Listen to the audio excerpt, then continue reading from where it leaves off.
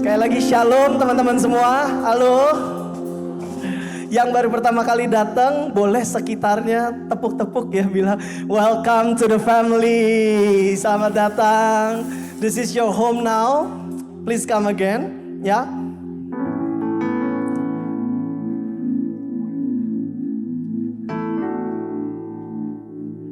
Are you guys ready? Let's we pray. Today, I receive all of God's love for me. Today, I open myself to God's overflowing abundance of God's universe. Today, I open myself to God's blessings, healing, and miracles. Today, I open myself to God's word so that I become more like Jesus every day. Today, I proclaim I'm God's beloved. I'm God's servant. I'm God's powerful champion. And because I'm blessing them. In Jesus' name, amen.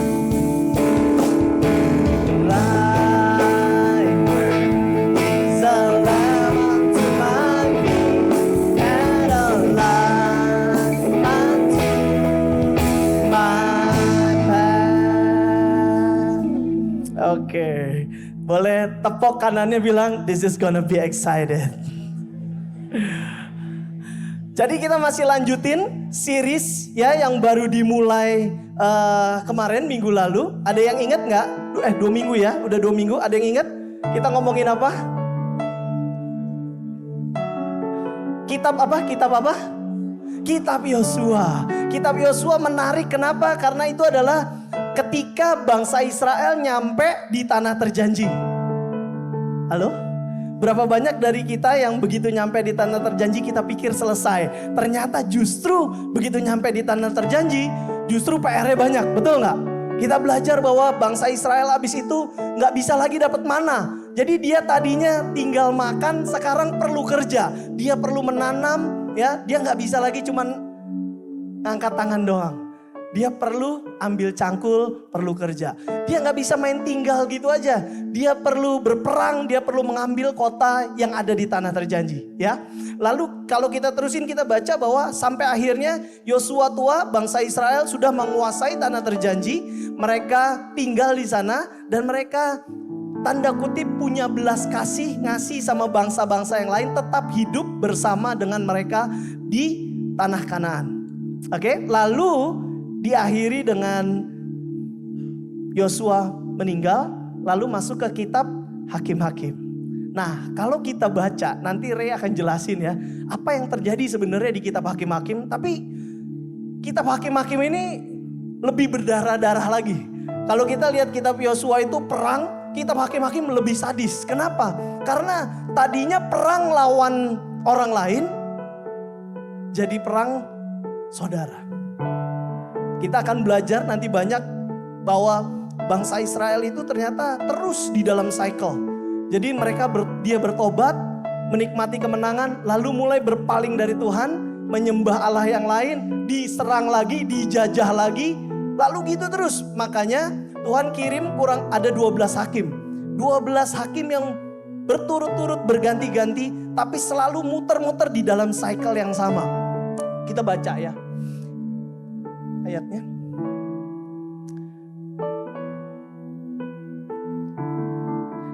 Yuk kita baca. Lalu malaikat Tuhan pergi dari Gilgal ke Bokim dan berfirman, telah kutuntun kamu keluar dari Mesir dan kubawa ke negeri yang kujanjikan dengan bersumpah kepada nenek moyangmu, dan aku telah berfirman, aku tidak akan membatalkan perjanjianku dengan kamu untuk selama-lamanya.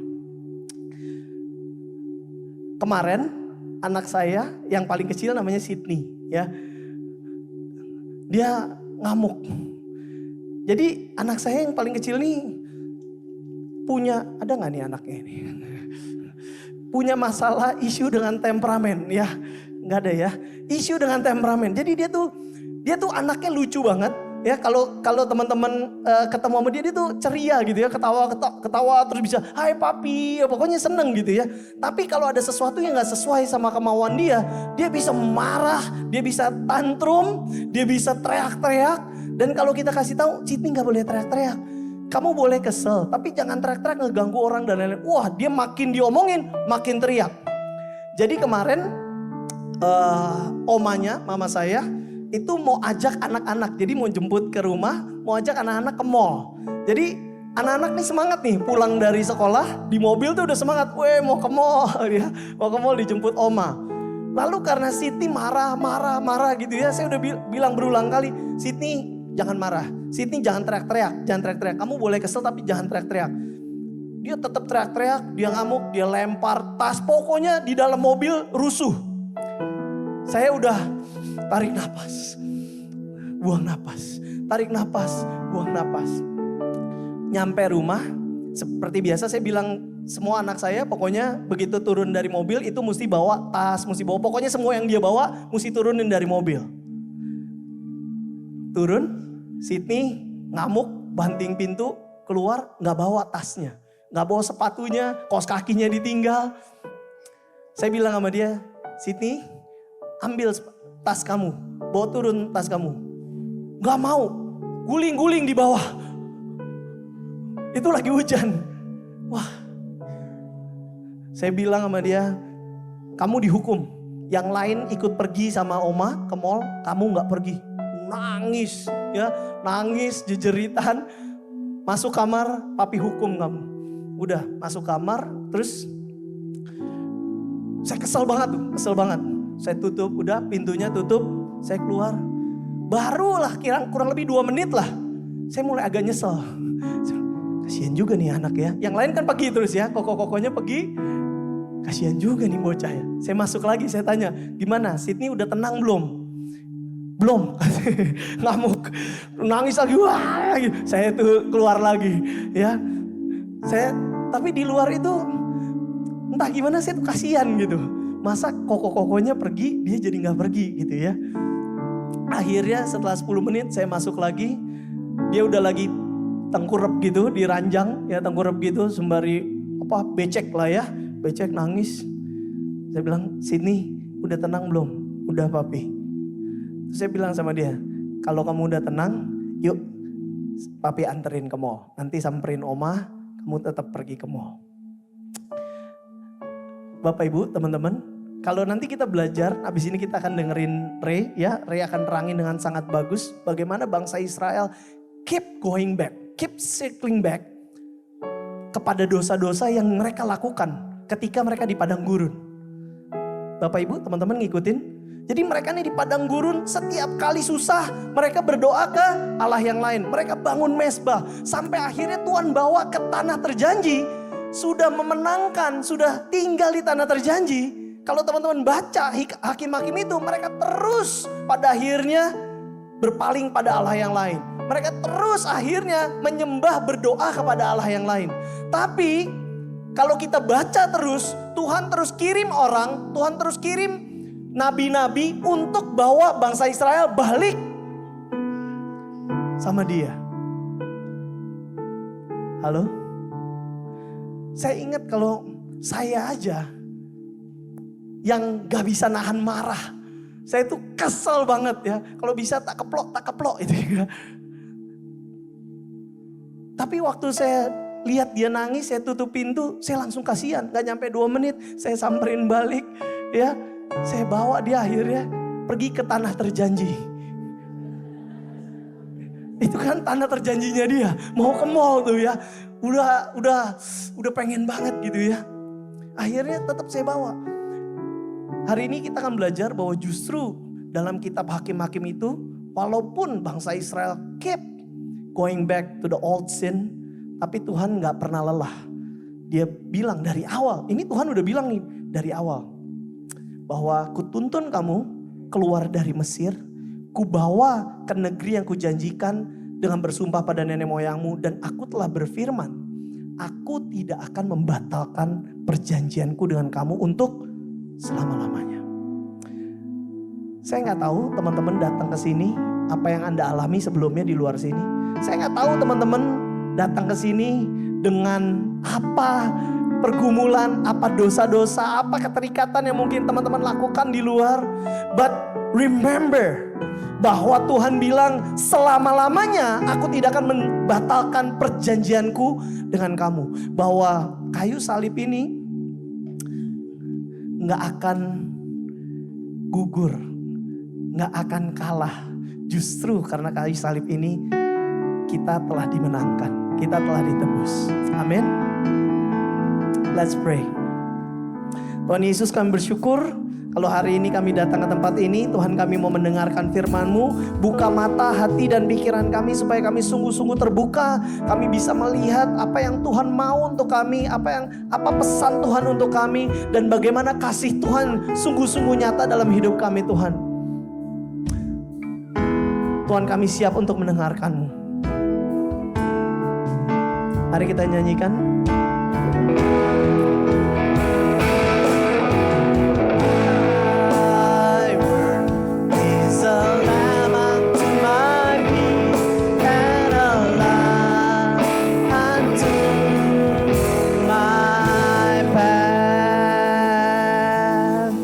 Mari kita sambut preacher kita, Ray.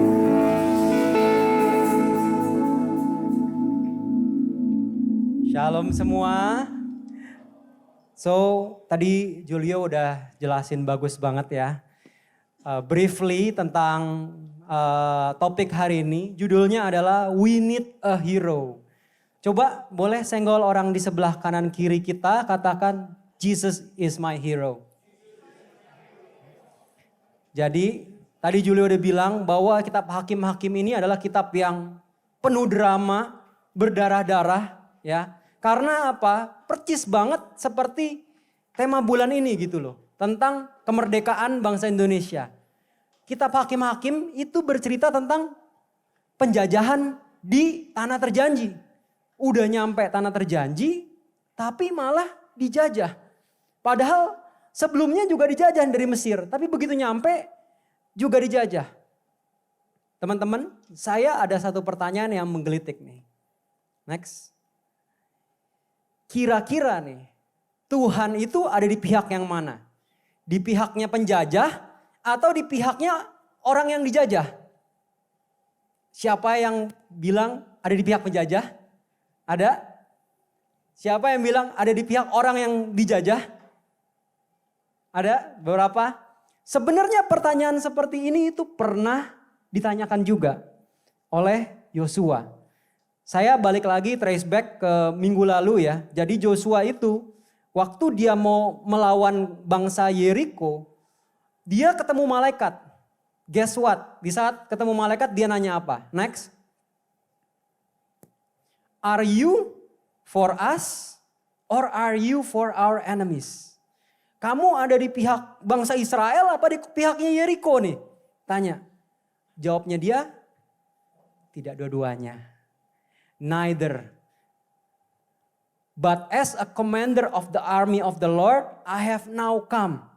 Dia bilang, saya tidak ada di pihak dua-duanya, saya ada di pihak Tuhan. Jawaban ini tuh sangat menohok. Kenapa? Karena ini justru dibalikin lagi. Saya ada di pihak Tuhan, kamu ada di pihak Tuhan apa enggak? Next. The question is never about if God is on our side or not. Jawabannya tuh selalu iya. Tuhan itu selalu menyertai kita di saat kita setia maupun tidak setia. Itu janji Tuhan. Pertanyaannya, kamu ada di pihaknya Tuhan apa enggak? Kamu ada di pihaknya Tuhan, apakah kamu setia apa enggak? Itu kuncinya. Ya. Jadi di saat kita mengalami kesulitan, mengalami konflik, Tuhan pasti sertai. Tapi di saat kita mengalami kesulitan dan konflik, kita ini tetap setia enggak? Kita tetap hidup di jalannya enggak nih? Kita tetap taat enggak nih? Ya. Next slide. Kita lihat kitab Hakim-Hakim itu, tadi Julio udah bilang, itu seputaran ini kayak spiral ya. Jadi bangsa Israel nih berbuat dosa, terus dia menyembah berhala. Lalu step berikutnya dia jadi terjajah nih. Entah itu oleh bangsa Filistin, Kanaan, Midian, terjajah. Lalu Tuhan mengangkat hakim. Hakim itu pahlawan ya. Pahlawan kayak Diponegoro, Imam Bonjol, seperti itu. Lalu dia bebas dari penjajah. Habis bebas dari penjajah nih, udah merdeka nih. Diulang lagi. Dia berbuat dosa lagi, nyembah berhala lagi. Gitu aja terus. bergantian muter. Sekarang kita sama-sama pikir pakai logika ya. Kuncinya bukan berapa banyak pahlawan yang Tuhan kirim, bener gak? Doesn't matter, Tuhan kirimin banyak sekali pahlawan, bebasin berkali-kali. Kuncinya kamu ada di pihaknya Tuhan apa enggak? Selama kamu gak ada di pihaknya Tuhan, kamu berlawan dengan Tuhan, maka kamu akan terjajah dan tertindas. Kamu akan hidup terbelenggu. Di hidup kita itu bukan masalah Tuhan tolong kita apa enggak. Di saat Tuhan udah tolong berkali-kali, kita jatuh lagi. Kenapa? Karena kita nggak mau ada di pihaknya Tuhan. Kita nggak mau setia, nggak mau taat. Next slide. Kitab Hakim-Hakim itu bukan kitab encouragement ya. Itu kitab warning teman-teman. Peringatan nih. Kalau kamu ada di pihak lawannya Tuhan, hidup kamu itu bakal terjajah, bakal tidak bebas. Dunia sering ngasih ke kita pikiran seperti ini kan. Taat sama Tuhan, setia sama Tuhan ya. Ikut aturan gereja, itu malah jadi ribet, malah jadi mahal, malah jadi gak bebas. Tapi sebaliknya ya, hari ini kita akan belajar bahwa di saat kita ini gak mau taat sama Tuhan, kamu ini sedang terbelenggu. Terbelenggu dalam adiksi, terbelenggu dalam dendam, terbelenggu dalam guilty feeling, dalam shame. There's so many things ya. Kita akan sadari bahwa justru di saat kita taat, kita akan lebih bebas. Next, kita akan belajar dari kisahnya Gideon. Minggu depan kita belajar dari kisahnya Samson. Jadi ada dua hakim yang kita akan bahas. Nah, teman-teman pasti pernah dengar dong kisahnya Gideon.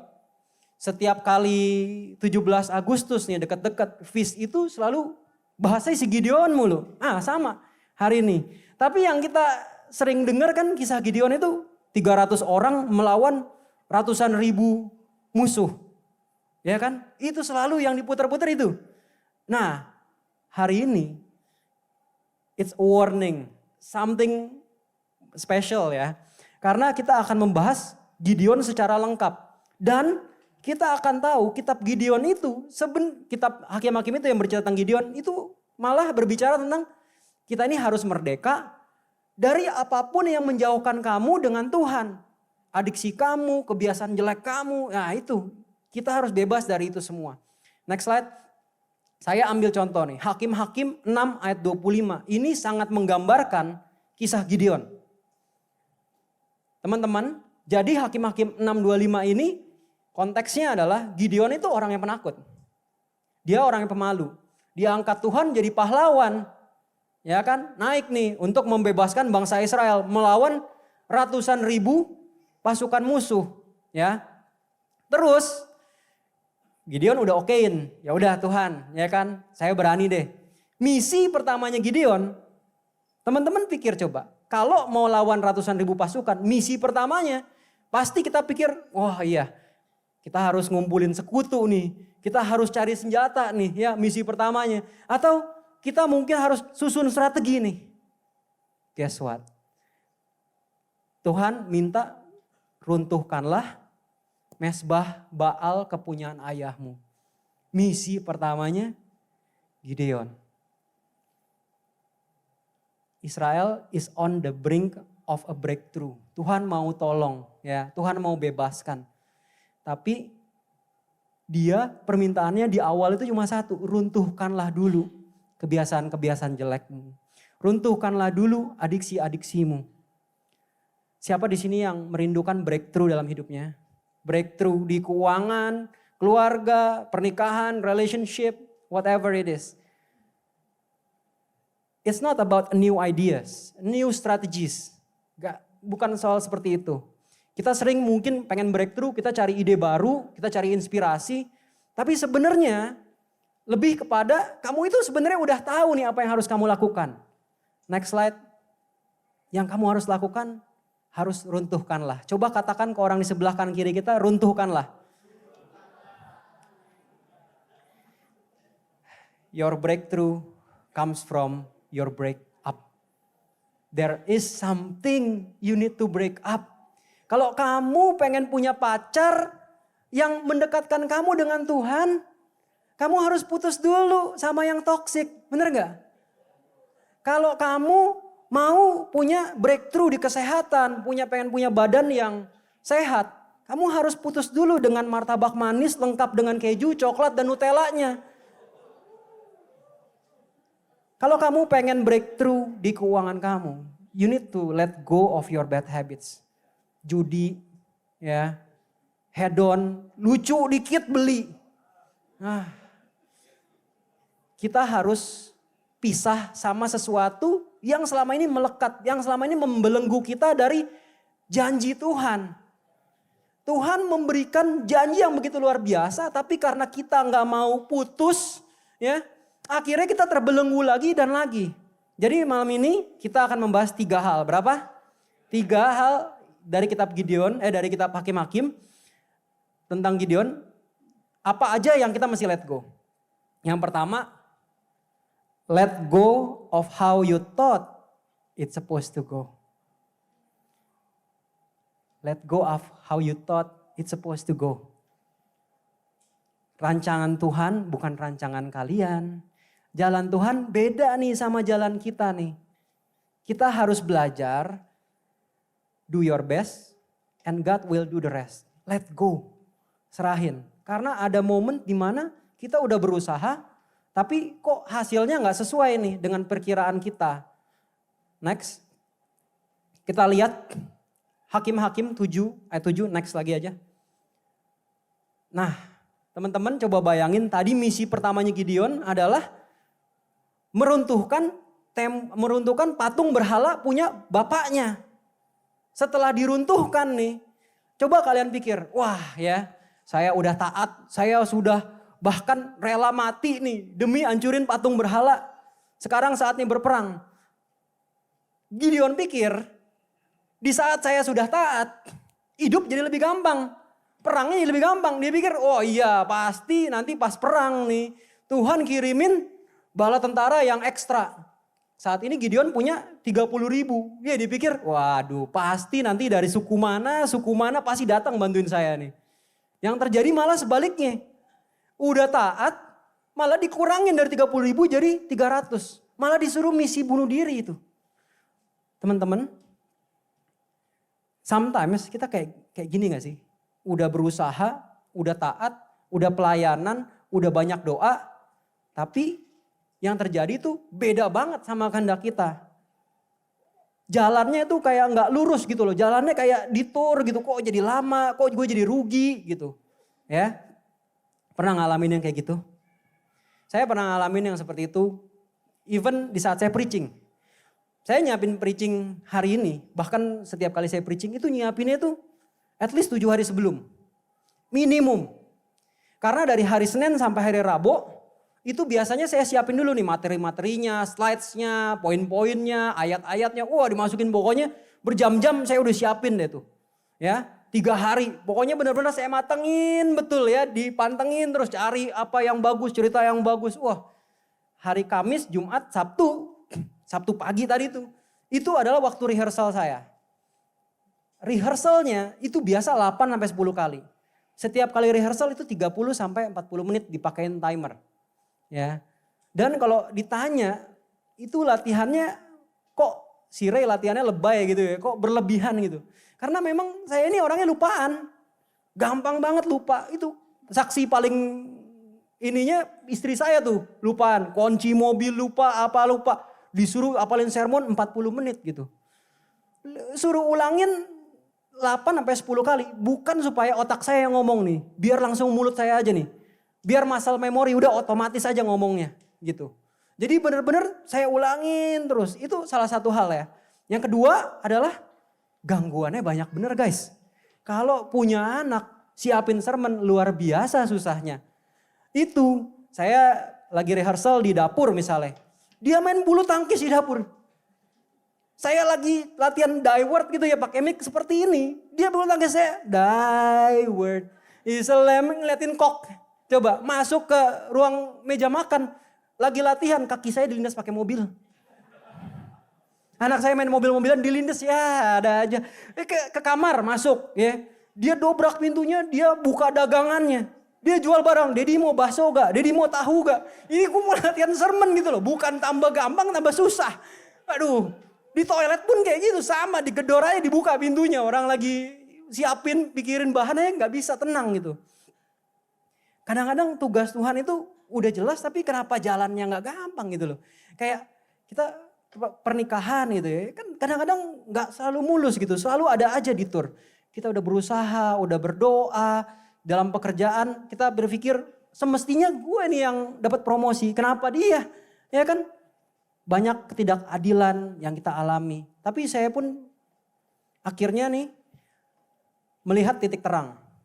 Ya, saya lagi pergi, tiba-tiba istri saya nih kirimin saya foto. Nah, di situ saya benar-benar kebuka matanya bahwa gila ya, Tuhan itu punya rencana benar-benar gak bisa saya tebak. Tahu, anak saya, next slide. Dia tiba-tiba anak saya yang pertama nih, yang tadi ngelindas kaki saya mau bulu tangkis.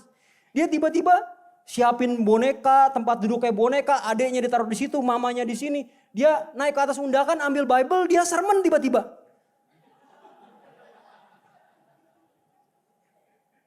Sesuatu yang saya pikir it's a distraction, you know, it's a detour. It turns out God have a beautiful purpose behind it. Saya pikir it's just a distraction, it's just another detour gitu loh. Tapi it's God's way of providing knowledge for the next generation. Teman-teman, jangan takut kalau ada detour. Kalian sudah berusaha yang terbaik. Yang penting udah let go aja, biarin rencana Tuhan yang bekerja. Next slide. Flip the page. Coba senggol ke orang kanan kiri kita, flip the page. Dalam Alkitab ini banyak sekali detour, banyak sekali unfortunate events. Ya, Maria harus melahirkan di kandang domba, Yusuf harus dijual ke Mesir. Tapi kuncinya adalah kita ini harus berani untuk let go of the previous page. Flip the next page, you will see God's purpose. Kamu bakal lihat bahwa tuh Tuhan udah menyiapkan sesuatu yang indah. Cuma mungkin ada di halaman sebelahnya. Flip the page, oke? Okay? Next slide. Let go of your past hurt. Sesuatu yang menyakitkan, menyebalkan, luka di masa lalu, we gotta let go. Kalau kamu benar-benar mau merdeka, you have to let go. Next. Jadi Gideon nih, itu dia sedang dalam pengejaran. Udah menang nih, hampir menang lah. Dikejar, bangsa Midian dong. Pas lagi dikejar, dia kecapean. Dia berhenti di sebuah kota. Ini kotanya ini kota Israel ya, jadi bukan kota musuh. Di situ dia minta makanan. Pasukan gue lapar nih, aus, ya kan. Warganya belagu. Dia bilang, buktiin dulu kamu tangkap rajanya Midian, baru saya kasih makan, baru saya kasih minum. Kamu pernah gak digituin tuh? Tersinggung banget, kayak diremehin, kayak direndahin. Sesuatu yang mungkin melukai hati kalian. Itu Gideon rasain juga saat itu, benar-benar terluka. Lalu Gideon tetap pergi, dia menang, ditangkap nih rajanya. Pokoknya benar-benar selesai, ceritanya selesai, bangsa Israel itu merdeka udah. Apa yang dia lakukan? Dia malah balik ke kota awal itu. Dia bawa rajanya nih, gue buktiin, gue udah tangkep rajanya. Mana panggil tadi yang ngomong? Sini, dipanggil, disiksa, dibunuh semua. Apa bedanya Gideon sama penjajah? You become who you hate. Hati-hati. Di saat kita menyimpan dendam nih, kita mikirin apa kata-kata mertua, benci banget sama mertua nih, sama ipar. Lama-lama jangan-jangan kamu itu semakin lama makin mirip dia. This is a warning gitu loh. Jangan kita nih menyimpan amarah, menyimpan dendam, lama-lama kita juga menjadi jahat. Ya. Next slide. Next slide. The victory become tasteless. Padahal di saat menang bisa tuh selebrasi. Wah, perayaan gede-gedean, kemerdekaan gitu loh. Kita sudah merdeka ya, ada yang lomba makan kerupuk, selesai. Ya. Tapi ini malah balik lagi ke yang tadi. Rasanya tuh kemerdekaan itu gak ada rasanya, tahu gak? Berkat Tuhan begitu berlimpah, hidup terasa hampa karena kita ingat-ingat mulu kejadian di masa lalu. Lembaran-lembaran yang lama itu diingat mulu tuh. Diputer terus perkataannya dia, tingkah jahatnya dia, gue dirugiin segini, saya ditipu segini. Diingat terus, akhirnya hidup tuh jadi gak enak. Teman-teman, ada seekor beruang ya, di sebuah hutan. Dia itu ditangkap sama seorang pemburu. Nah, begitu ditangkap, dijual ke sirkus nih. Di sirkus dia dikandangin. Kandangnya itu cuma sebesar inilah kira-kira 2 meter kali 3 meter. Jadi selama bertahun-tahun beruang ini kandang itu cuma bisa ya makan, minum, mungkin ada beberapa orang mampir foto. Tapi dia cuma bisa jalan terbatas. Ke kiri mungkin ya beberapa langkah, ke kanan beberapa langkah, balik lagi. Setiap hari kayak gitu selama bertahun-tahun. Suatu kali ada orang kaya bener-bener waduh terenyuh hatinya ngelihat beruang itu. Dia berencana untuk membebaskan beruang itu tuh. Dia pertama-tama beli lahan yang begitu gede lengkap dengan gunung, air terjun, sungai. Wah habitatnya perfect lah buat si beruang ini. Dia balik lagi ke sirkus. Saya mau tebus tuh beruang ya dengan uang saya. Wah pokoknya hartanya dia banyak keluar lah buat nih beruang. Udah dikeluarin dibawa ke taman yang udah dia siapkan. Lalu dilepas. Apa yang terjadi? Selama berminggu-minggu beruang itu cuma jalan ke kiri 3 langkah. Ke kanan 3 langkah. Kandangnya sih dia udah bebas dari itu kandang. Tapi kandangnya dibawa-bawa terus. Di dalam kepalanya dia. Tuhan udah siapin berkat yang begitu berlimpah. Kita gak bisa lihat cuma karena kita gak bisa move on. Next slide. You cannot start the next chapter of your life if you keep rereading the last one. Bukan berarti kamu gak belajar. Masa lalu itu it's very good point for reference. But it's not a place for your residence. Hati-hati, itu bukan tempat tinggal. Kamu harus move on. Ada nonton drakor di sini, ada 20 episode ke-10 Lee Min Ho ditinggalin sama pacarnya, dikhianatin. Yang diputar episode 10 terus. Episode 11, 12, 13 padahal itu grafiknya naik itu happy ending. Tapi kamu gak bisa move on dari halaman yang itu. Tuhan menjanjikan banyak hal indah dalam kehidupan kamu. Amin. Kamu harus belajar tinggalin, udah let go. Ya, move on. Karena Tuhan mau kamu itu merdeka. Ya, next slide. Terakhir, maybe it sounds weird ya, but you gotta let go of your past victories. You gotta let go of your past success.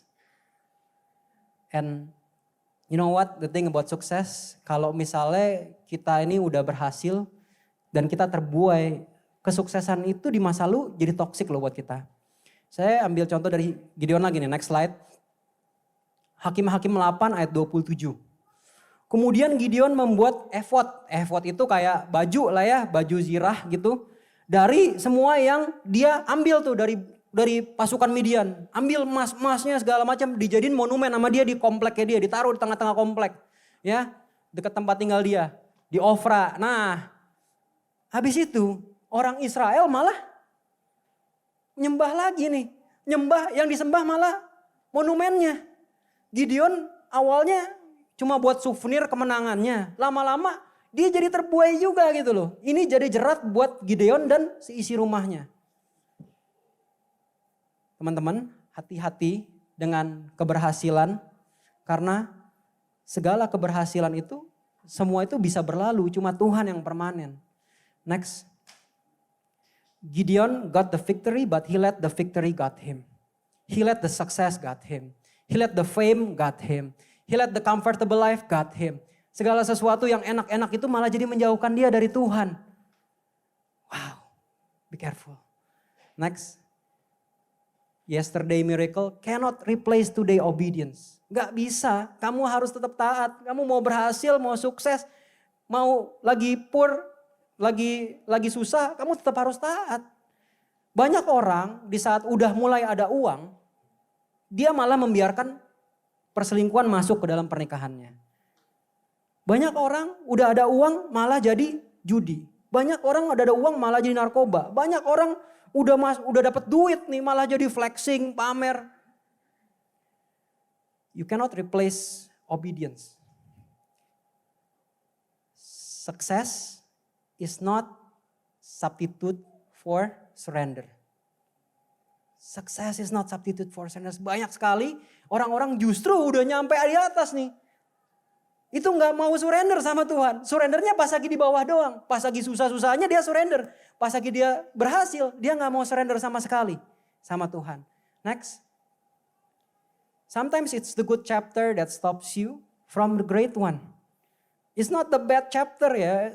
A good story kayak sebuah kemenangan. Oh itu kita terbuai sama itu terus. Dan akhirnya kita nggak bisa ngelihat janji Tuhan yang lebih besar lagi.